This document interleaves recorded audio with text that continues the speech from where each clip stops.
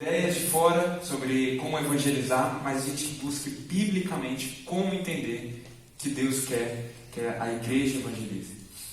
Então, o tema de hoje é como uma igreja se torna envolvida no evangelismo. Como que a gente pode fazer que a igreja realmente, vamos dizer, cada irmão se torne envolvido no evangelismo. E eu queria contar uma história que o livro conta, muito boa essa história, demonstra alguma perspectiva errada que normalmente a gente tem.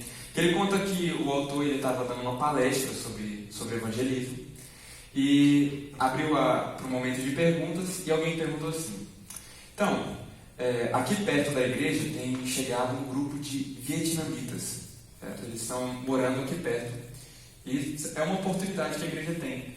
Como que a igreja vai alcançar esse povo? E essa pergunta ela tem duas partes, uma parte boa e uma parte ruim.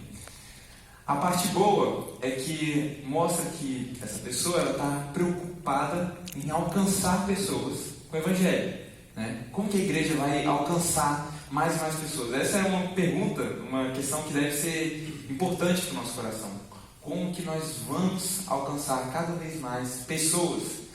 Como que a gente pode encontrar pessoas para alcançar o evangelho? Isso é importante. Mas ela tem um pequeno problema. Porque na pergunta ela coloca o que a igreja vai fazer. O que a igreja vai fazer?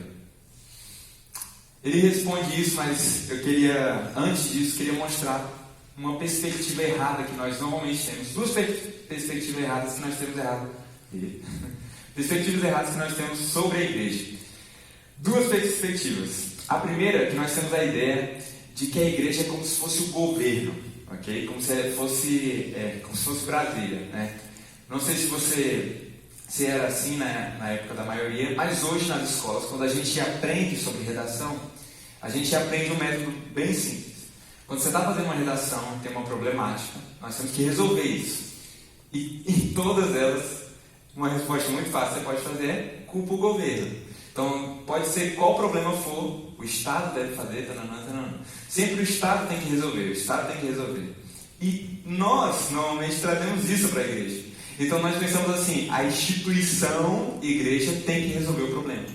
Então, vamos dizer assim, tá um problema acontecendo. Como que a CIB de Macaé vai resolver? Como que essa instituição vai resolver? Só que, biblicamente, não é esse o caminho que Deus escolheu. Não é o caminho de uma instituição resolvendo os problemas. Outra perspectiva errada que nós temos é como se fosse uma pirâmide onde tem dois níveis, né? O dos líderes e do povo, né? Normalmente nós temos essa perspectiva porque nós temos, no Brasil em geral, uma herança católica, né? Então nós entendemos que tem o povão e tem o alto clero, né? Infelizmente